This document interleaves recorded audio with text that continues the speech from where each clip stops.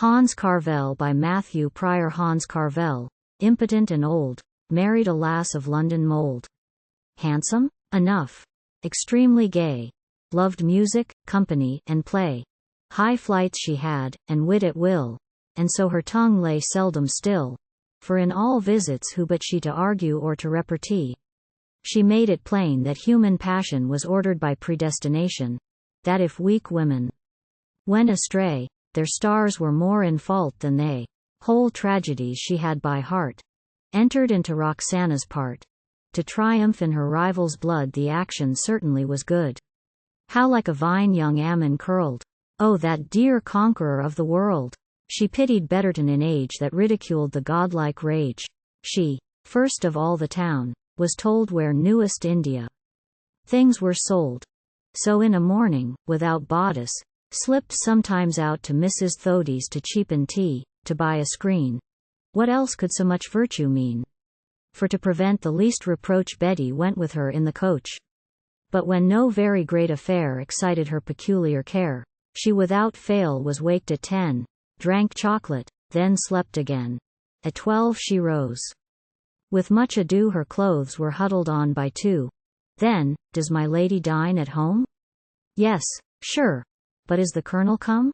Next, how to spend the afternoon, and not come home again too soon. The change, the city, or the play, as each was proper for the day. A turn in summer to Hyde Park, when it grew tolerably dark. Wife's pleasure causes husband's pain. Strange fancies come in Hans's brain. He thought of what he did not name, and would reform but durst not name. At first he therefore preached his wife the comforts of a pious life. Told her how transient beauty was, that all must die, and flesh was grass. He bought her sermons, psalms, and graces, and doubled down the useful places. But still the weight of worldly care allowed her little time for prayer. And Cleopatra was read o'er, while Scott, and Wake, and 20 more, that teach one to deny one's self, stood unmolested on the shelf. An untouched Bible graced her toilette. No fear that thumb of hers should spoil it. In short, the trade was still the same.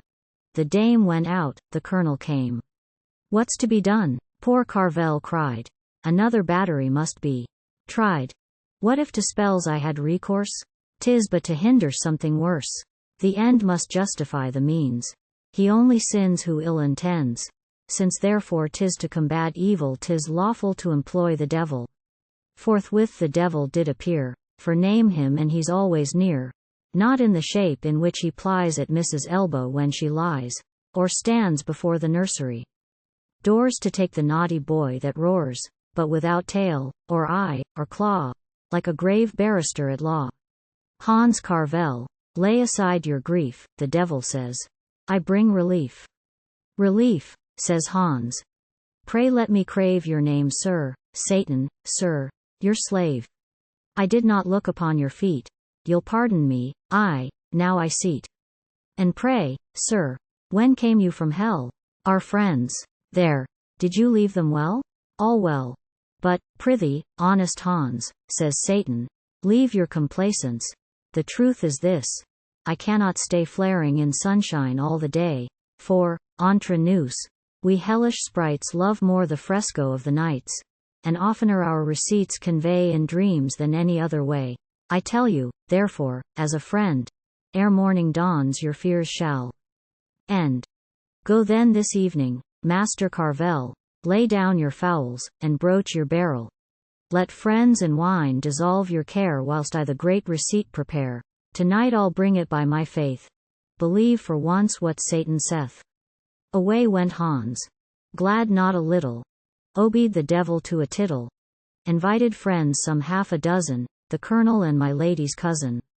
The meat was served, the bowls were crowned, catches were sung, and healths went round. Barbados waters for the close, till Hans had fairly got his dose. The colonel toasted to the best. The dame moved off to be undressed.